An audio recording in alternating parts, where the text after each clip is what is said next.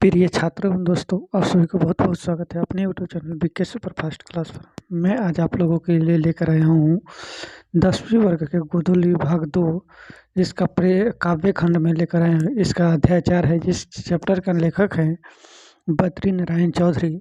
यह पाठ जो है बद्री नारायण चौधरी के द्वारा लिखा गया है। इसमें स्वदेशी मतलब अपने देश के बारे में बताया गया है कि हम लोग जिस देश में हैं उसके बारे में क्या हमारे कवि का कहना है। तो पढ़ते हैं। प्रेमघन जी भारतेंदु युग के महत्वपूर्ण कवि थे। आपसे पहले ऑब्जेक्टिव पूछेंगे कि किस युग के कवि थे, तो भारतेंदु युग के कवि थे, है ना। उनका जन्म कब हुआ था? 1855 ईस्वी में मिर्जापुर उत्तर प्रदेश में हुआ था। कहाँ हुआ था? मिर्जापुर में। कहाँ? उत्तर प्रदेश में। मिर्जापुर के उत्तर प्रदेश एक जगह है। और निधन जो है 1922 में हुआ था। वे काव्य और जीवन दोनों क्षेत्रों में भारतेंदु हरिश्चंद्र को अपना आदर्श मानते थे, मतलब अपने गुरु मानते थे। किसको मानते थे वे? भारतेंदु हरिश्चंद्र को आदर्श गुरु मानते थे। क्यों मानते थे? क्योंकि उनके ज्ञान के बल से इन्होंने अपने जीवन को अपने जग में जो है अपने नाम को प्रकाशित कर पाए थे। उन्हीं की वजह से वे निहायत निहायत कलात्मक एवं अलंकृत गद्य लिखा करते थे। ये ऐसे ऐसे कहानियाँ लिखा करते थे कि छोटी छोटी लाइन हो, लेकिन जब उसका हम अर्थ निकालते थे तो एक बहुत बड़ा बड़ा उसका अर्थ निकल जाता था, है ना। अलंकृत। उन्होंने भारत के विभिन्न स्थानों का भ्रमण किया था। 18 से भ्रमण मतलब घूमे थे, भारत के हर जगहों पे जाकर लोगों के भावनाओं को समझे बूझे कि कौन लोगों किस लोगों का कैसा भावनाएं विचार है। 1874 ईस्वी में उन्होंने मिर्जापुर में रसिक समाज की स्थापना की। किस समाज की स्थापना? रसिक समाज की स्थापना किसके द्वारा किया गया? तो बद्री नारायण चौधरी के द्वारा। कब किया गया? तो 1874 में किया गया, है ना। की स्थापना उन्होंने आनंद कांदीवनी मासिक पत्रिका तथा नागरिक निरद नामक साप्ताहिक पत्र का संपादन किया।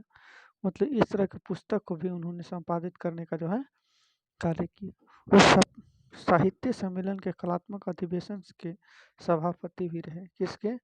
अधिवेशन के सभापति। मतलब कोई भी कार्यक्रम होता है तो उसमें किसी एक व्यक्ति को नियुक्त किया जाता है जो उस काम को अच्छी तरह से निर्वहन करने का कार्य करता है। उसी तरह इनको भी रखा गया था। उनकी रचना प्रेम घन स्वर्ग नाम से संग्रहित है। प्रेम घन जी निबंधकार, नाटककार, कवि एवं समीक्षक थे। वो किसी निबंध को लिखना है तो कैसे लिखना है उसके बारे में समीक्षा करते हैं। किसी प्रश्न को कैसे सॉल्व करना है, मतलब उसके बारे में इनका एक बहुत बड़ा योगदान उसमें हुआ करता था। भारत सौभाग्य प्रयाग रामागमन उनके प्रसिद्ध नाटक है। अच्छा, बद्री नारायण चौधरी का प्रसिद्ध नाटक का नाम क्या है? प्रयाग रामागमन। क्या है? प्रयाग रामागमन। उन्होंने जीर्ण जनपद नामक एक काव्य लिखा जिसमें ग्रामीण जीवन का यथार्थवादी चित्रण किए हैं। कैसे यथार्थवादी? मतलब उसका विस्तार रूप में चित्रण करके दिखाएं लोगों को कि ऐसा इसमें बात बताई गई है। प्रेमघर ने काव्य रचना अधिकांश ब्रज भाषा और अवधि में, एक अवधि रामायण में जो है बताया गया है, किंतु युग के प्रभाव के कारण उनमें खरी बोली का व्यवहार और गद्यमुखते की सफाई दिखलाई पड़ती है ना। उनके काव्य में लोकोन्मुक्त एवं खरी लोकोन्मुक्त एवं यथार्थ परायणता का आग्रह है। आग्रह का मतलब होता है कि किसी व्यक्ति को किसी बात के लिए उसे निवेदन करने के बारे में बताया जाता है। उन्होंने राष्ट्रीय स्वाधीनता की चेतना को अपना सहचर बनाया एवं साम्राज्यवाद तथा सामंतवाद का विरोध किया। सामंतवाद या सामंतवाद मतलब दूसरों का अधिकार में जीवन जीने के बारे में कहते नहीं, ये गलत है, उसको हम ऐसा नहीं होने देंगे। ऐसे प्रेम घन स्वर्ग से संकलित दोहे या यह गुच्छा संदेह में शीर्षक के अंतर्गत यहाँ प्रस्तुत है। इन दोहों के नवजागरण का स्वरित मुखरित है। दोहों के विषय उक्त और उनका काव्य है वैभव इसके शीर्षक को सार्थकता प्रदान करते हैं। कवि की चिंता और उनकी स्वारिंगता आज कहीं भी अधिक प्रासंगिक है। आगे हम अब इनके दोहा जो लिखा गया इनके द्वारा, इन दोहा को हम लोग समझ लेते हैं। क्या कहते हैं कवि जी? कवि जी का कहना क्या है? सब विदेशी वस्तु नर गति रीति लखात भारतीय कछहु न अब भारत में दर्शाते। एक बार और सुनिए। सब विदेशी वस्तु नर गति रति रीत लखात भारतीय कछहु न अब भारत मदरसा। कवि का कहना है, कवि प्रेमघंट जी कहते हैं कि पराधीनता के कारण सर्वत्र विदेशी वस्तुएं ही दिखाई पड़ती हैं।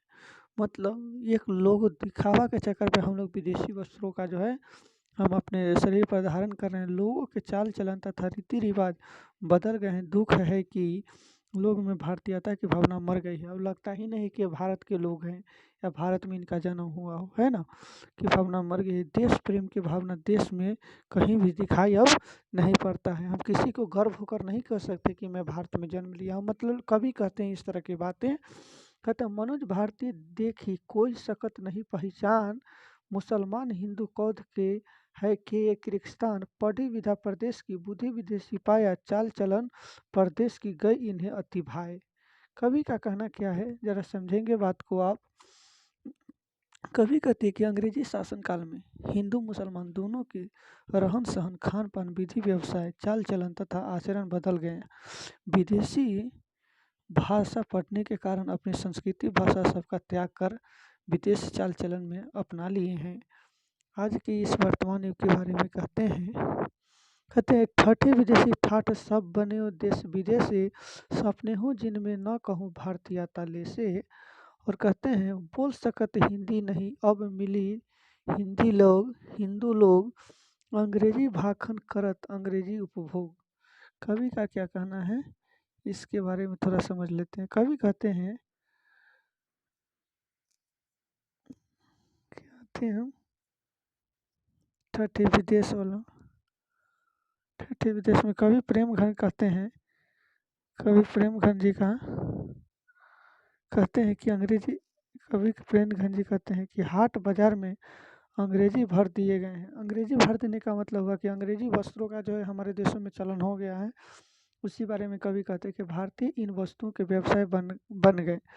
देश निर्मित वस्तुओं का लोप हो गया। लोप मतलब उसका अब हमारे देशों में जो है क्रय विक्रय अधिक नहीं होता। हम विदेशी वस्त्रों का अधिक अपने हम उसको चाहत करते हैं। उसी के बारे में कवि कहते हैं व्यवसाय देश में निर्मित वस्तुओं का लोप हो गया है। देश की कामना वैसे लोगों के हाथ में है जो स्वयं ढुलमुल विचार के हैं, जिन्हें स्वयं पर भरोसा नहीं, उसको खुद ही विश्वास नहीं कि हम ये कर सकते हैं। जबकि हर इंसान में शक्ति होता है कि मैं इस कार्य को कर सकता हूँ। अपने हाथ से बनाए हुए कहता कोई दूसर बना के देगा तो हमको अच्छा लगता है, लेकिन हम खुद उस कार्य को करने से पहले हम बहुत अधिक डर जाते हैं, जो कि हमें ऐसे विचार नहीं होने चाहिए। ऐसा विचार रहेगा तो एक दिन पता चलेगा कि मेरा ज़िंदगी ही दूसरे के हाथों के हम कर दिए हैं। अंग्रेजी वाहन बसन देश रीति और नीत, अंग्रेजी रुचि गृह सकल वस्तु देश विपरीत, हिंदुस्तानी नाम सुने अब ये सुकुचित लजात, भारतीय सब कहूँ सब वस्तु ही ये सोई ही घिनात।